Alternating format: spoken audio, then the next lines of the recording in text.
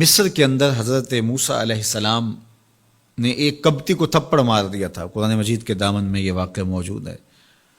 تو آپ کی جلالت اور آپ کے زور کی تاب نہ لاتے ہوئے وہ وہیں ڈھیر ہو گیا اور اس کی موت واقع ہو گئی۔ تو مصر کے حالات کشیدہ ہو گئے اور حضرت موسیٰ علیہ السلام کو مصر چھوڑنا پڑا۔ تو وہ شہر مدین کی جانب جا رہے تھے کہ راستے کے اندر ایک کنواں تھا، وہاں کچھ لوگ اپنے جانوروں کو پانی پلا رہے تھے۔ تو حضرت موسیٰ نے دیکھا کہ دو پردہ دار خواتین ہیں، وہ اپنے جانوروں کو ایک سمت لیے کھڑی ہیں۔ سمجھ گئے کہ مردوں کے ہجوم میں آنا نہیں چاہ رہی، ان کا حیا مانے ہے۔ تو آگے بڑھے اور ان کے جانور ہانکے اور ان کو سیراب کیا اور پھر ان کی جانب ہانک دیے۔ وہ واپس گئیں اور اپنے والد بزرگوار سے کہا کہ ایک سال نوجوان جس کی آنکھوں میں شرم و حیا تھا، اس نے ہمارے ساتھ یہ مہربانی کی۔ تو ان کے والد گرامی نے کہا کہ جاؤ اس کو بلا کے لاؤ۔ قرآن مجید میں اس کا ذکر کیا گیا۔ فجاءتہ احداہما تمشی علی استحیاء، ان میں سے ایک خاتون حیا میں سمٹی ہوئی حاضر ہوئی۔ اس نے کہا کہ ہمارے والد گرامی آپ کو بلاتے ہیں، آپ نے ہمارے ساتھ جو مہربانی کی ہے اس کا وہ اجر دینا چاہتے ہیں۔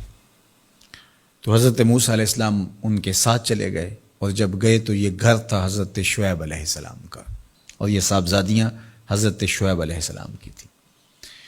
تو اس خاتون کا شرم و حیا کے ماحول میں حضرت موسیٰ علیہ السلام کو یہ کہنا اور چل کے اس انداز سے آنا، قرآن نے اس کی حکایت بیان کی ہے۔ تو خدا کو پسند ہے کوئی خاتون حیا کے ماحول میں آئے تو اللہ اس کی آمد کو اور اس کے آنے کو قرآن کا عنوان بنا دیتا ہے اور قرآن کی حکایت بنا دیتا ہے کہ جو خاتون حیا کے جوہر کی مالکہ ہو وہ اللہ کو کتنی اچھی لگتی ہے۔ اللہ اکبر۔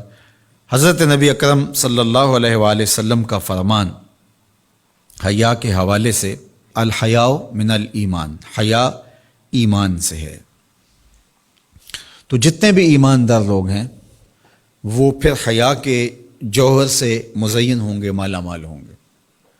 آپ دیکھ لیجئے سب سے بڑے ایماندار تو میرے اور آپ کے آقا و مولا ہیں، اور حضور کمواری لڑکی سے زیادہ حیادار تھے۔ باقی حضور کے اصحاب دیکھ لیجئے، ان کا حیا، اور حضور کی ازواج مطہرات کا حیا دیکھیے۔ ام المومنین حضرت عائشہ رضی اللہ تعالی عنہا فرماتی ہیں کہ حضور کا جب وصال ہوا اور حضور میرے حجرے میں دفن ہوئے تو میں جب حضور کی قبر انور پہ جاتی تو معمولی چادر اوڑھ کے چلی جاتی، اس خیال سے کہ میرے شوہر ہیں۔ پھر حضرت ابوبکر صدیق رضی اللہ تعالیٰ عنہ کا وصال ہوا تو وہ بھی ساتھ دفن ہو گئے، تو میں پھر بھی اسی حالت میں جاتی اور میں سوچتی کہ ایک میرا شوہر ہے اور دوسرا میرا والد ہے۔ کہا پھر حضرت عمر رضی اللہ تعالیٰ عنہ کا انتقال ہوا اور وہ بھی ساتھ مدفون ہوئے۔ تو حضرت ام المومنین فرماتی ہیں کہ اب جب میں جاتی تو میرا جانے کا انداز مختلف تھا۔ فواللہ ما دخلت الا وانا مشدودۃ علی ثیابی حیاء من عمر۔ کہا اب جب بھی میں جاتی تو خوب اوڑھنی اوڑھ کے اور چادر لے کے جاتی، مجھے عمر سے حیا آتی۔ یہ ام المومنین کا انداز زندگی ہے۔ مخدرات اسلام کو اس سے سیکھنا چاہیے۔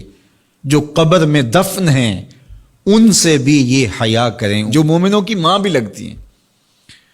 اور آج یہ دلائل دیے جائیں کہ پردہ تو جناب دل کا ہوتا ہے، چہرے کا پردہ تو نہیں ہے۔ باقی کسی کو اپنی آنکھ میں شرم پیدا کرنی چاہیے۔ عورت کو کیا ضرورت ہے کہ وہ اپنے آپ کو ڈھانپ کے رکھے؟ اب ام المومنین کا عمل یہ ہے کہ فرماتی ہیں کہ میں اپنے آپ کو خوب سمیٹ کے جاتی حیاء من عمر۔ عمر قبر میں ہیں لیکن ام المومنین فرماتی ہیں مجھے پھر بھی حیا آتی۔ اور حضرت سیدہ طیبہ طاہرہ حضرت فاطمہ تو زہرا رضی اللہ تعالی عنہا نے کہا کہ عورت کے لیے بہترین پردہ یہ ہے کہ اس کو کوئی غیر مرد نہ دیکھے اور وہ غیر مرد کو نہ دیکھے۔ تو جب یہ ہمارا دین ہمیں سکھاتا ہے اور حیا کا یہ سبق دیتا ہے، بڑوں سے حیا کرنے کی تلقین کی گئی، اللہ سے حیا کرنے کی، اس کے رسول سے حیا کرنے کی تلقین کی گئی۔ صحابہ فرماتے ہیں بعض اوقات ہم کچھ پوچھنا چاہتے ہوتے تھے اور حضور کے حیا کی وجہ سے ہم ایک عرصہ تک وہ بات نہیں پوچھ پاتے تھے۔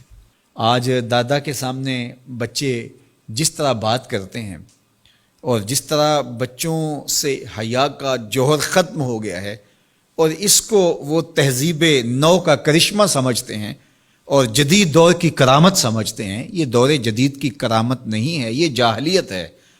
بڑوں کا احترام اور بڑوں کی عزت یہ زندگی کا جمال ہے۔